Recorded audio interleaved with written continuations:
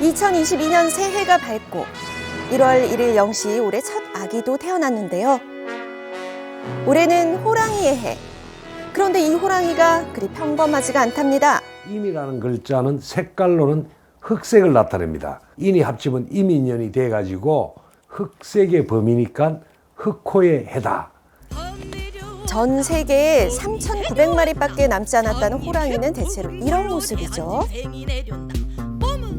혹시 검은 호랑이는 용처럼 상상 속의 동물일까요? 검은색 그 색깔이 아주 짙은 검은 호랑이가 실제 서식하고 있습니다. 인도 이제 1128 지역에서 유일하게 근친교배로 태어난 것들 중에 이런 것들이 이제 있다고 알려져 있습니다. 독특하고 희귀한 검은 호랑이, 그 의미도 남다르다고 합니다. 범이라는 동물이 상징하는 게 새로운 출발을 나타내고 역동적인 생명력이 있는 한 해가 된다. 이제 막 시작된 이민년, 흑호의 기운 팍팍 받아가세요. 새해 벽두부터 집중 또 집중. 제가 이렇게 눈에 불을 켜고 보는 건 다름 아닌 모든 분들이 궁금해하는 그날 세고 있어요. 그게 뭔데요? 빨간 날. 대한민국 국민이라면 누구나 좋아하는 빨간 날, 휴일. 궁금해할 여러분을 위해 제가 직접 세봤습니다. 그 결과 2022년의 휴일은 일요일과 겹치는 날을 빼고 총 67일. 대체 휴일은 추석의 하루, 한글날의 하루 총 이틀인데요. 여기에 2022년에만 있는 휴일인 대통령 선거와 지방선거가 추가됩니다. 그나저나 1월 1일은 토요일이었는데 왜 빨간 날이 아닌 걸까요? 대체 휴일은 국경일과 명절, 어린이날에만 적용되고 1월 1일과 석가탄신일, 성탄절에는 적용되지 않기 때문입니다. 그렇다면 직장인들이 기다리고 고대하는 올해 가장 긴 연휴는 언제일까요? 바로 설 연휴입니다. 1월 29일부터 2월 2일까지 총 5일을 쉴 수 있다는 사실. 올해 빨간 날 세보기만 해도 흐뭇해지네요. 꽁꽁 얼어버린 강에서 낚아올린 건 물고기가 아닌 피자가 낚였다? 강에서 건져 올렸다는 피자. 이 피자가 있다는 곳으로 찾아갔는데요. 피자 여기서 만든 게 맞나요?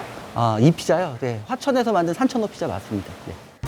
진짜로 피자에 산천어가 들어갔다? 피자와 산천어의 만남, 상상이 되나요? 매년 100만 명 이상이 방문하는 화천 산천어 축제. 하지만 코로나19로 인해 2년째 취소된 상황인데요. 축제를 위해 준비했던 산천어는 폐기될 뻔했으나 피자와 만나 이색적인 음식으로 재탄생한 겁니다. 저희 올해는 이 피자는 저희가 만들지 않고 있습니다. 아쉽게도 맛볼 수 없는 산천어 피자. 그럼 올 축제를 위해 키운 산천어는 어디로 갔을까요? 저희가 이제 올해 그 남은 산천어 물량으로 이제 가공식품을 만들었거든요. 축제 취소로 오도 가도 못하는 신세가 된 산천어가 환골탈태. 간편하게 맛볼 수 있는 가공식품으로 만들어졌는데요. 덕분에 집에서도 손쉽게 산천어를 만날 수 있습니다. 비록 올해 산천어 피자는 없지만 위기를 기회로 바꾼 화천군의 지혜가 돋보입니다. 월K5 네 번째 키워드는 바로 1월 졸업식. 바로 오늘부터 졸업식이 곳곳에서 열린다는데요. 아직 1월인데 무슨 소리냐고요? 매년 2월에 졸업식이 열린다는 건 이젠 옛말. 이제는 1월 졸업식이 대세입니다. 지난 12월 31일 한 초등학교 앞에 모여있는 사람들. 꽃다발까지 들고 있는데요. 지금 꽃 들고 뭐 하고 계신 거예요? 초등학교 졸업이니까 기다리고 있습니다. 졸업식을 지금 한다고요? 네네. 충북, 울산 등에서는 70% 가까이 되는 학교가 1월에 졸업식을 하는데요. 1월 졸업식이 늘어난 이유는 뭘까요? 교육과정의 연속성과 안정성을 확보하기 위해서 방학을 좀 일찍 들어가는 게 좋겠다. 그러면서 이제 졸업식도 같이 맞물려서 당겨지는 그런 그 추세가 이어지고 있습니다. 3월에 새학기가 시작된 건 1961년 이후, 그때부터 쭉 겨울방학과 봄방학 사이 별책부록처럼 일주일가량 등교를 했는데요. 이때 졸업식을 하는 것이 오랜 전통. 하지만 4, 5년 전부터 1월 졸업식이 새 문화가 되고 있습니다. 준비해야 되는 재정비 시간도 조금 있어서 좋은 것 같고 가족 시간이나 이렇게 같이 함께 있는 시간이 좀 길어서 저는 괜찮은 것 같아요. 저도 진심으로 축하합니다. 이번 주 월키5의 마지막 키워드는 업데이트입니다. 다중이용시설을 이용할 때 전자출입명부 앱을 찍는 건 이제 필수. 그런데 분명 백신 접종을 했는데 미접종자라고 뜬다고요?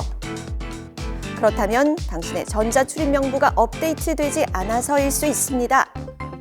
오늘부터 방역패스의 6개월 유효기간이 생깁니다. 따라서 백신 접종자라면 미리 전자출입명부 앱을 업데이트해야 하는데요. 업데이트가 잘 된 경우에는 접종 완료자입니다. 업데이트가 안 된 경우에는 미접종자로 분류됩니다. 이럴 경우 QR코드 아래에 있는 접종정보 업데이트를 눌러주면 되는데요. 다중이용시설 이용 시 당황하는 일 없도록 미리 꼭 업데이트 해두세요.